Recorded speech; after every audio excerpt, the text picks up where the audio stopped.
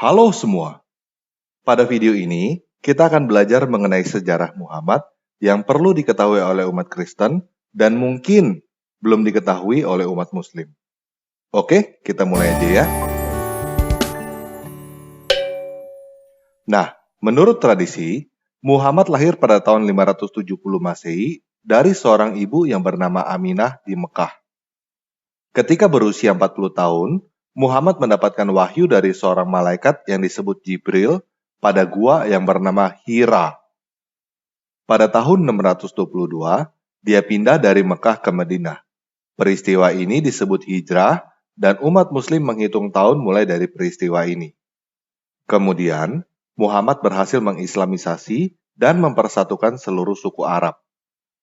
Muhammad meninggal pada tahun 632 dengan mempunyai beberapa orang istri, di antaranya bernama Zainab dan Aisyah. Nah, semua data yang barusan kita dengar didapat dari referensi yang disebut dengan hadis. Sederhananya, hadis adalah biografi tentang Muhammad. Salah satu hadis yang tertua dan paling terkenal adalah hadis Sahih Al-Bukhari yang selesai ditulis sekitar tahun 846. 212 tahun setelah Muhammad meninggal. Menurut tradisi, biografi pertama tentang Muhammad ditulis oleh Ibn Ishaq pada tahun 767. 135 tahun setelah Muhammad meninggal. Namun, biografi ini hilang. Karya Ibn Ishaq diketahui karena ada dikutip oleh Ibn Hisham pada bukunya yang berjudul Sirah Nabawiyah, yang ditulis sekitar tahun 828. 196 tahun setelah Muhammad meninggal. Dan At-Tabari yang ditulis sekitar tahun 915. 283 tahun setelah Muhammad meninggal. Nah, coba sekarang kita perhatikan. Seseorang yang dianggap nabi terbesar oleh umat muslim, mempunyai prestasi sedemikian besar, mendapatkan wahyu dari Tuhan, mempersatukan seluruh suku Arab, tetapi biografinya baru ditulis lebih dari 135 tahun setelah dia meninggal, dan ditulis berdasarkan cerita yang dikumpulkan dari rakyat. Ada yang aneh gak?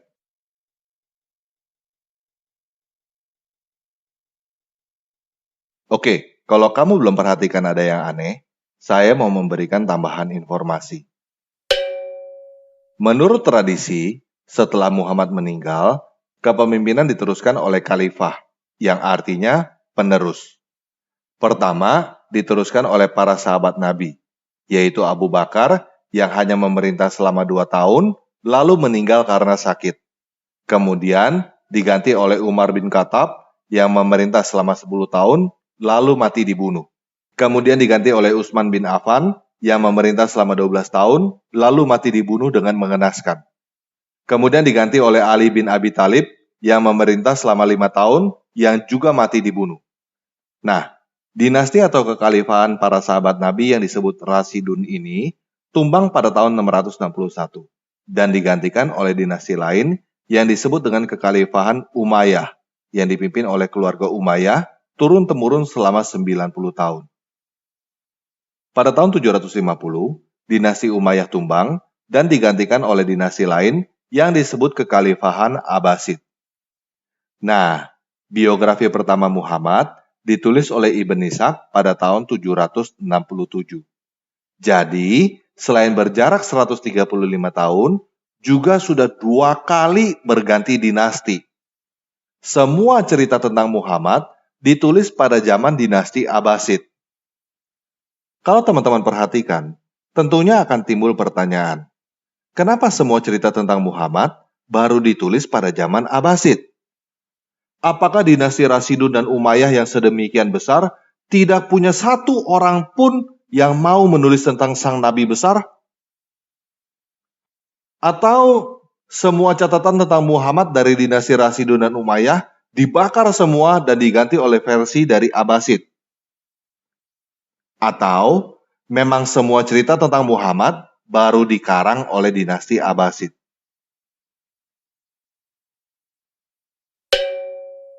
Nah, kalau kita kilas balik sejarahnya, persatuan bangsa Arab terjadi pada zaman Rasidun.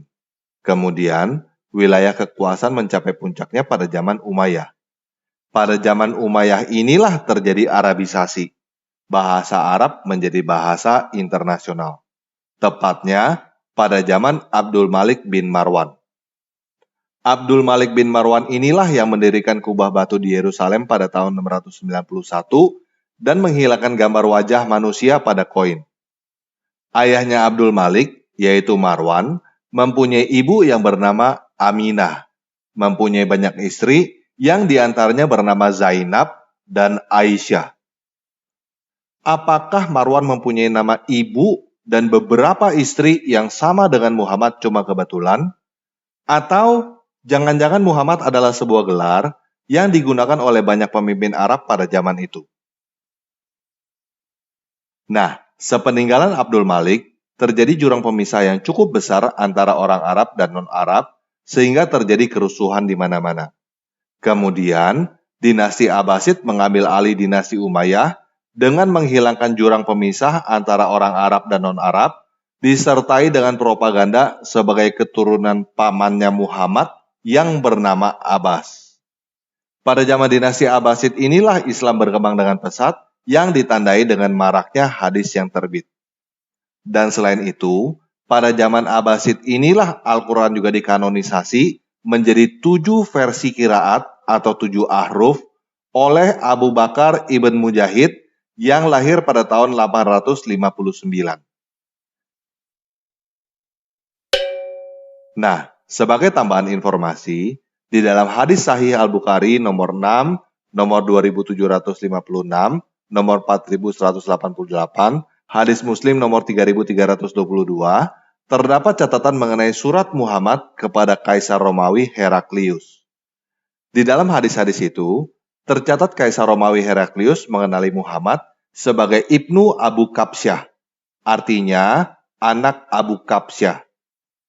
Dan di dalam terjemahan hadis Muslim yang saya dapatkan, jelas tertulis bahwa Ibnu Abu Kabsyah maksudnya adalah Rasulullah atau Muhammad itu sendiri.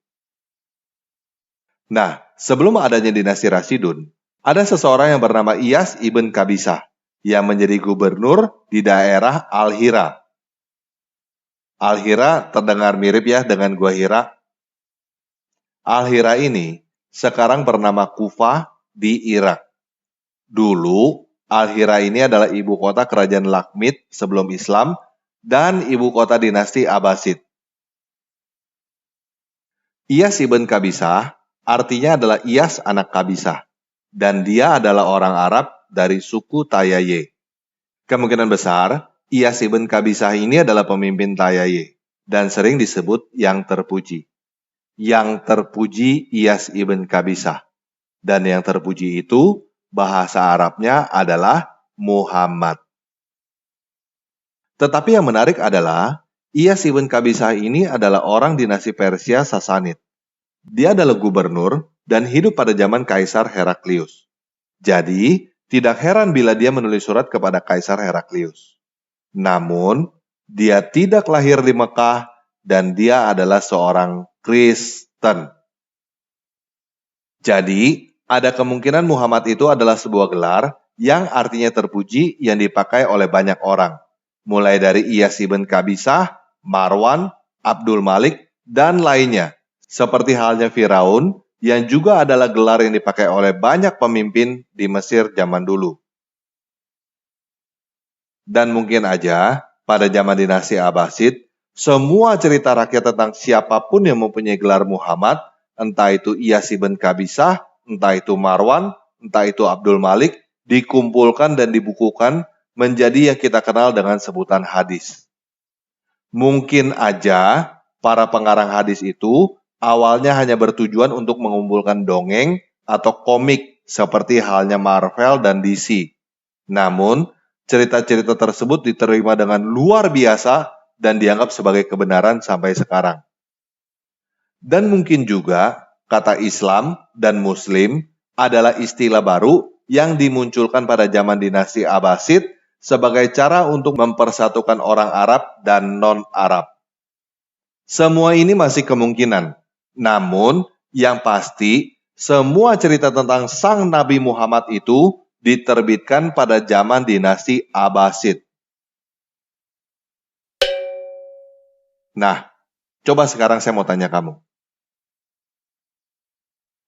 Apakah kamu beragama untuk beriman kepada dongeng?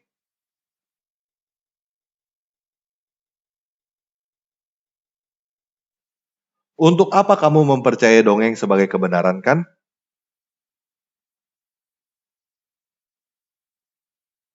Kalau kamu sudah sadar bahwa apa yang kamu imani hanyalah dongeng, apakah kamu masih belum mau murtad?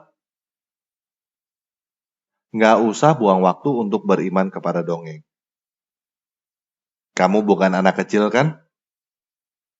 Oke, sekian video kali ini. Yesus Kristus penguasa saya, mengasihi kamu.